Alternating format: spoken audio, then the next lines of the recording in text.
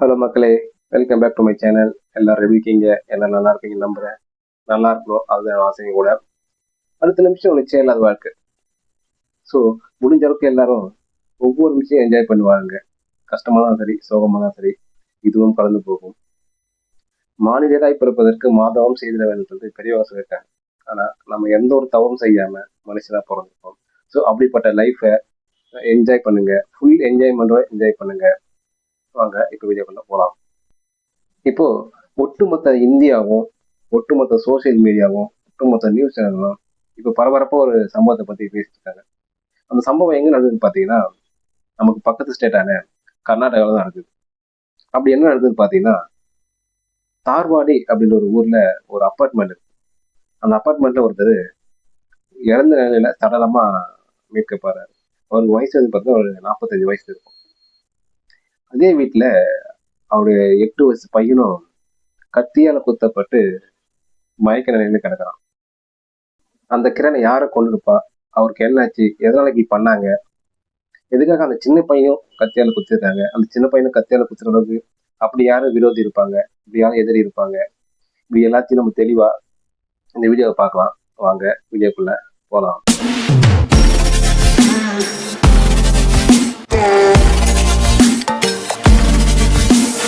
அதுக்கு முன்னாடி நம்ம சேனலை யாராவது சப்ஸ்கிரைப் பண்ணாம இருக்கீங்களா? சப்ஸ்கிரைப் பண்ணி வீடியோ பாருங்க. அப்பதான் நான் போற இன்ட்ரெஸ்டிங்கான வீடியோ யூடியூப் அல்காரிதம் உங்ககிட்ட கொண்டு வந்து கொடுக்கும்.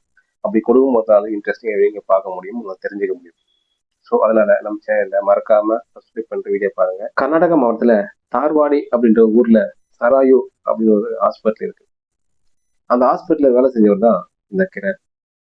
இந்த கிரண் அந்த ஹாஸ்பிட்டல்ல என்ன வந்திருக்காருன்னா ஒரு டாக்டர் வந்திருக்காரு. என்ன டாக்டர்னு பாத்தீங்கன்னாக்கா அனஸ்தீசியா டாக்டர். ஒரு அனஸ்தீசியா டாக்டர் வேலை என்னன்னு பாத்தீங்கன்னா, ஒரு பேஷண்ட் சர்ஜரி நடக்கும்போது அவங்களுக்கு வந்து முன்னாடி மயக்க மருந்து கொடுப்பாங்க. சர்ஜரிக்கு முன்னாடி மயக்க மருந்து கொடுப்பாங்க. அந்த மயக்க மருந்தை இந்த அனஸ்தீசியா டாக்டர் தான் கொடுக்கணும். ஸோ அந்த வேலையை தான் அந்த டாக்டர் அங்கே செஞ்சுட்டு வந்திருக்காரு. இவரோட ஃபேமிலின்னு பார்த்தீங்கன்னா ஒய்ஃபு, அப்புறம் ஒரு 8 வயசுல ஒரு பையன் இருக்காங்க. இவங்க ஒய்ஃப் வந்து ஒரு டாக்டர். என்ன டாக்டர் பார்த்தீங்கன்னா கண்டாக்டர் இருக்காங்க. ஸோ இவங்க இந்த ஃபேமிலி வந்து அதே ஏரியாவில் ஒரு அப்பார்ட்மெண்ட்ல ஒரு இண்டிவிஜுவலாக ஒரு வீடு எடுத்து அங்கே ஸ்டே பண்ணி வந்துட்டு இருக்காங்க. இந்த நிலைமையில தான் டாக்டர் கிரண் நேற்றுக்கே ஒரு அப்பார்ட்மெண்ட்ல இறந்த நிலையில சடலமா மீட்கப்பட்டிருக்காரு. போலீஸ் என்ன தேடியிருக்காங்க.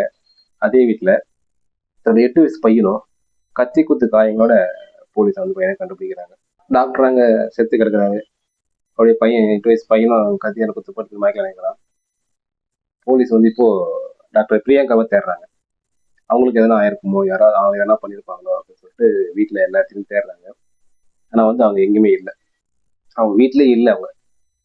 அவங்க வெளியே எங்கே அப்சர் ஆகிட்டு இருக்கிறாங்க. உடனே போலீஸ் வந்து அவங்க மேலே டவுட் வருது. ஏதோ பண்ணிருக்கணும், ரெண்டு தான் வெளியே போயிருக்கணும் அப்படின்னு சொல்லிட்டு டவுட் ஆகி அவங்களுக்கு கால் பண்ணி இந்த விஷயத்தெல்லாம் சொல்லி அவங்க வர வைக்கிறாங்க. வர வச்சு இப்போ அவங்களும் வராங்க. வந்ததுக்கப்புறம் அவங்க கிட்ட இன்வெஸ்டிகேஷன் ஸ்டார்ட் பண்ணியிருக்காங்க. எங்கே போயிருந்தீங்க, வீட்டில் இப்படி ஒரு சம்பவம் நடந்திருக்கு, இவ்வளோ பெரிய குடும்ப சம்பவம், நீங்கள் எங்கே போயிருந்தீங்க இப்படின்னு சொல்லிட்டு இன்வெஸ்டிகேஷன் ஸ்டார்ட் பண்ணியிருக்காங்க. கத்தியால குத்துறதுனால இந்த பையனுக்கு நிறைய பிளட் லாஸ் ஆயிருக்கு. ஸோ அதனால அன்கான்சியஸ் போயிருக்கான். போலீஸ் அவன் பார்க்கும்போது உயிரோடு தான் இருந்திருக்கான். டெத்தில் ஆகல, உயிரோடு தான் இருந்திருக்கான். ஸோ உடனே அவனை போலீஸ் வந்து ஹாஸ்பிட்டல் அட்மிட் பண்ணி அவனுக்கு ட்ரீட்மெண்ட் கொடுத்து வராங்க. இப்போ அந்த பையனுக்கு ட்ரீட்மெண்ட் நடந்துருக்கு.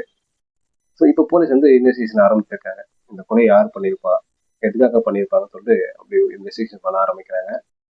ஃபர்ஸ்ட் இன்வெஸ்டிகேஷன் என்ன தெரிய வருதுன்னா, அந்த வீட்டில் வந்து கிரண் இருந்திருக்காரு, உங்க ஒய்ஃப், அப்புறம் 8 வயசு பையன். இவங்க 3 பேர் தான் இருக்காங்க, கூட வேற யாரும் இல்லை. அப்புறம் போலீஸ் இன்னும் கூடுதல் தகவல் சொல்லிட்டாங்க. அந்த அப்பார்ட்மெண்ட் வந்து ரொம்ப செக்யூரான அப்பார்ட்மெண்ட் தான். அவ்வளோ சீக்கிரம் யாரும் ஒன்று வரும்போது செக்யூரிட்டி டைட்டாக இருக்கும். ஸோ வெளியேந்து யாரும் வந்து பார்க்கறதுக்கு வாய்ப்பு இல்லை அப்படின்னு சொல்லிட்டு சொல்லியிருக்காங்க. இப்போ போலீஸ் வந்து டவுட் இருந்தாங்கன்னா அவங்களுடைய ஒய்ஃப் மேலே தான் டவுட்டாக இருக்கு. ஸோ அதனால போலீஸ் வந்து அவங்க ஒய்ஃப் கிட்ட இன்வெஸ்டிகேஷன் பண்ணிட்டு வராங்க. இப்போ டாக்டர் கிரணோட ஒய்ஃப் டாக்டர் பிரியங்கா இருக்கா இல்லையா, அப்போ அவரை போலீஸ் இன்வெஸ்டிகேஷன் பண்ணிட்டு வராங்க. இப்போ அந்த கமிஷனர் சசிகுமார் என்ன சொல்றாருன்னு பார்த்தீங்கன்னா, இப்போ இன்வெஸ்டிகேஷன் போது இந்த டாக்டர் பிரியங்கா சொல்ற ரொம்ப பார்த்து இருக்காங்க, அதெல்லாம் அவங்க நம்ம கேட்குற கேள்வி அவங்க சரியா ஆன்சர் பண்ணலை, அப்படியே பண்ணாலும் மாறி மாறி பேசுறாங்க, அவங்க கன்ஃபியூஷன் இருக்காங்க, அவங்க தெளிவாக பேச முடியல அப்படின்னு சொல்லியிருக்காரு. இதனால வந்து இந்த கொலைக்கான காரணம் என்ன, குடும்ப பிரச்சனையா, இல்லை வந்து வெளியே யாராவது பண்ணாங்களா, எங்களால் ஒரு கன்க்ளூஷன் வர முடியல, தெளிவான ஒரு முடிவுக்கு வர முடியல எங்களால் அப்படின்னு சொல்லியிருக்காங்க. அதனால இந்த கொலையை இன்னும் யாரையும் குறிப்பிட்டு இவங்க தான் கொலை பண்ணியிருப்பாங்க அப்படின்னு சொல்லிட்டு போலீஸ் இன்னும் சொல்லலை. ஏன்னா எந்த ஒரு இன்ஃபர்மேஷன் போலீஸுக்கு கிடைக்கல இல்லையா. அவங்க சொல்ற ஆன்சரும் ஒரு முரணுக்கு பின்னா இருக்கு. ஸோ இதனால போலீஸால எந்த ஒரு முடிவு எடுக்க முடியல. ஸோ இப்போ இன்வெஸ்டிகேஷன் தொடர்ந்து கண்டினியூ பண்ணிட்டு வராங்க. இந்த கொலை நடந்த விஷயம் எப்படி போலீஸ்க்கு தெரிய வருதுன்னு பார்த்தீங்கன்னா, நேற்று காலையில டாக்டர் கிரனோட ரிலேஷன் வந்து அவங்களுக்கு ஃபோன் பண்ணியிருக்காங்க. டாக்டர் கிரனுக்கு ஃபோன் பண்ணியிருக்காங்க. அவர் ஃபோனை பிக் பண்ணல.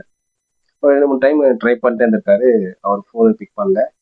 உடனே அவர் என்ன பண்ணிருக்காரு, அந்த ரிலேஷன் என்ன பண்ணியிருக்காரு, அவர் ஒய்ஃப் பிரியங்காக்கு கால் பண்ணியிருக்காரு. அவங்க என்ன சொல்லியிருக்காங்கன்னா, அவர் டயர்ல தூங்குறாரு அவரு அப்படின்னு சொல்லிட்டு சொல்லியிருக்காங்க. சரி அப்படின்னு சொல்லிட்டு தூங்குறாரு, அதனால ஃபோன் பிக் பண்ணல அப்படின்னு சொல்லிட்டு விட்டுருக்காரு. திரும்ப கொஞ்ச நேரம் கழிச்சு ஒரு 1 ஹவர் கழிச்சு திரும்ப கால் பண்ணியிருக்காரு. திரும்ப ஒரு ஃபோன் எடுக்கல. திரும்ப ஒய்ஃபுக்கு கால் பண்ணி கேட்டிருக்காரு. அவர் வெளியே போயிருக்காங்க அப்படின்னு சொல்லிட்டு சொல்லியிருக்காங்க. அப்புறம் ஈவினிங் வரைக்கும் அவங்க டைப் பண்ணிட்டே இருந்திருக்காங்க. ஈவினிங் வரைக்கும் அந்த டாக்டர் கிரண் ஃபோன் எடுக்கவே இல்லை. இதனால அந்த ஃபேமிலிக்கு, அந்த கிரனோட ரிலேஷனுக்கு டவுட் வருது. ஸோ சம்திங் இது நடந்திருக்கு, நீ ஃபோன் எடுக்காம இருக்க மாட்டானே அப்படின்னு சொல்லிட்டு அவங்க என்ன பண்றாங்க, டைரக்டா அப்பார்ட்மெண்ட்டுக்கு வராங்க. அவங்க வந்து பார்க்கும்போது தான் அவங்களுக்கு பெரிய ஷாக்கிங். ஏன்னா டாக்டர் கிரண் வந்து ரத்த வெள்ளத்துல இறந்துக்கிறத பார்த்து அவங்களுக்கு ஷாக். உடனே அவங்க ஒய்ஃபும் பையனும் சேர்றாங்க. அதே வீட்டுல பையன் வந்து கத்தி குத்து பட்டு வேற ரூம்ல கிடக்கான். மூச்சு பேச்சு இல்லாம இருக்கான், உயிரோட இருக்கான். ஸோ உடனே இவங்க என்ன பண்றாங்க, போலீஸுக்கு இன்ஃபர்மேஷன் பண்றாங்க. உடனே அங்க வந்த போலீஸ் அந்த கத்தியால குத்தப்பட்டு மூச்சு பேச்சு இல்லாம அந்த சின்ன பையனை உடனே ஹாஸ்பிட்டலுக்கு ட்ரீட்மெண்ட் காமிச்சிருக்காங்க. அவங்க இப்போ ட்ரீட்மெண்ட் எடுத்து வருது. போலீஸ் ஃபர்ஸ்ட் யார் மேலே டவுட் வருதுன்னு பார்த்தீங்கன்னா, அவங்க டாக்டர் கிரண் அவங்களோட ஒய்ஃப் மேலே தான் டவுட் வருது. ஏன்னா அவங்க வீட்டில் ஆள் இல்லை, இந்த கொலை நடந்திருக்கு. ஸோ அவங்க உடனே அவங்களுக்கு கால் பண்ணி இந்த மாதிரி விஷயத்த சொல்லி அவங்களுக்கு கூப்பிட்டு இன்வெஸ்டிகேஷன் ஸ்டார்ட் பண்ணுறாங்க.